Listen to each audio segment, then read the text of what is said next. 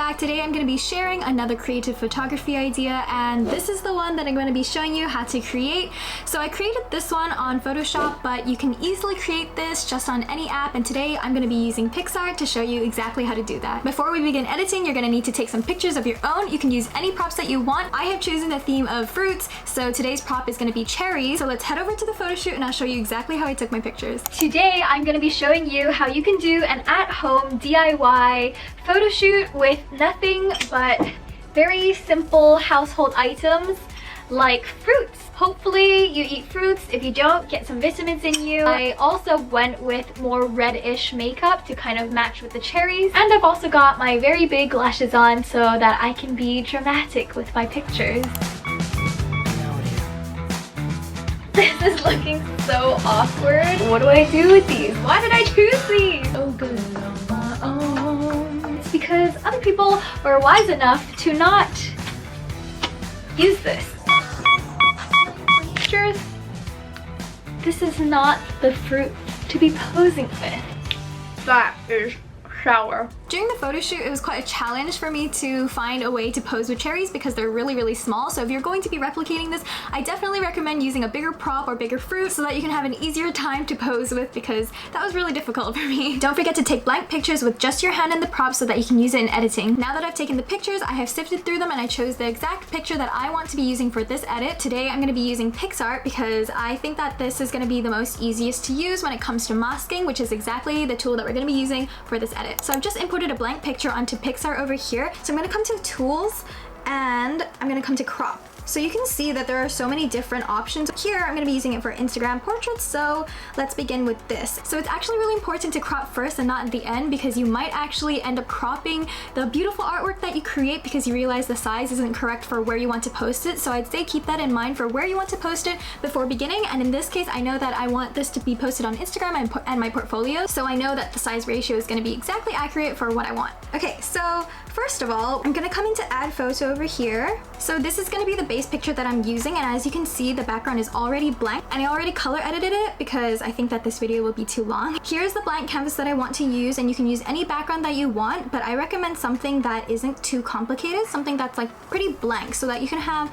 all your artwork put on top of it and it won't look too messy. Okay, so we're going to begin adding the layers on top. So I'm going to come into add photo. So you can see that this hand is blank, but I want to crop out the white areas around it, so it's just leaving the hand and the cherry. Come over to this eraser tool, and then you can just begin erasing the areas around it. And don't forget that you can change the size, the opacity, and the hardness of the brushes. Once it's starting to look like kind of what you want, you can hit the tick and then start moving it around. So you can see that I didn't completely erase the background, right? But it doesn't matter too much for now because we're going to clean it up in a bit. You can use 2 fingers to pinch to adjust the size. And this is also why I say you should choose a background that's a little bit more plain so that it can blend easily. If it's still not accurate enough, you can even come into cutout and then just begin filling in the part that you want. If you do adjust the opacity though, definitely watch out for the parts that are like half and half see-through, because sometimes that might interfere with the background as well.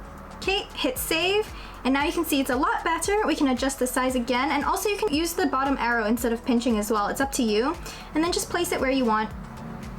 I think this is pretty good. And make sure not to hit apply yet, because you're going to repeat the same process with all the other hands that you're going to be putting and masking into the picture. So just go ahead and tap out of it, press add photo again, and then repeat. Go to cutout, and then just outline the overall size or shape that you want. Press the top right arrow over here, and then it should kind of outline the shape. Come to erase, and then do it again. Don't worry too much if the crop isn't exactly perfect and it looks a little bit messy, because what you can always do is tap back into it and then press this button over here, the erase button, and erase the rest. Just know that if you hit the tick, you might not be able to go back anymore, so try to do it all in one go when you come back to adjust for it. Don't forget that as you're adjusting the sizes, you can also come over to the bottom over here and click flip or rotate and then adjust it to your liking. So I'm going to go ahead and repeat the same process with all the other hands and place them where I want to, and I'll be right back.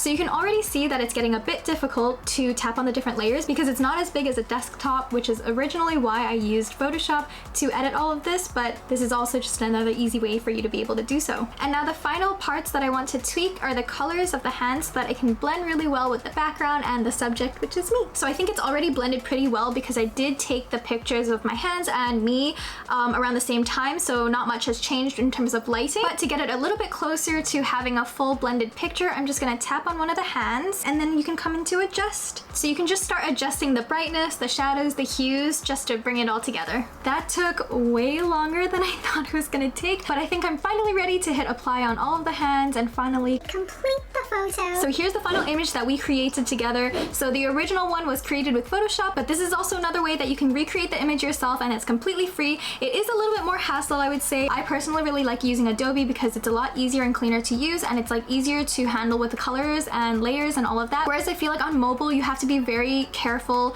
and it's hard to go back and edit and all of that, which is also why I just warn you to not hit apply until you're very, very sure that that's the image that you want. So here are the two images side by side. I think they're pretty similar. Let me know in the comments if you can tell which one is the Photoshop one and which one is the PicsArt one. And don't forget to follow me on Instagram for more creative photography ideas. I also posted the rest of the images from the cherry photo shoot on my Instagram, so feel free to check it out there. If you did learn something from today, don't forget to like and subscribe the video for more. I will be creating a lot more of these editing videos and just more of the holistic creative experience for you. Now that you know another editing technique, go create something that you're proud of. See you next time. Bye! Did you also notice that I'm wearing a cherry earring and a strawberry one on the other side? What? Oh my god, it's so sour.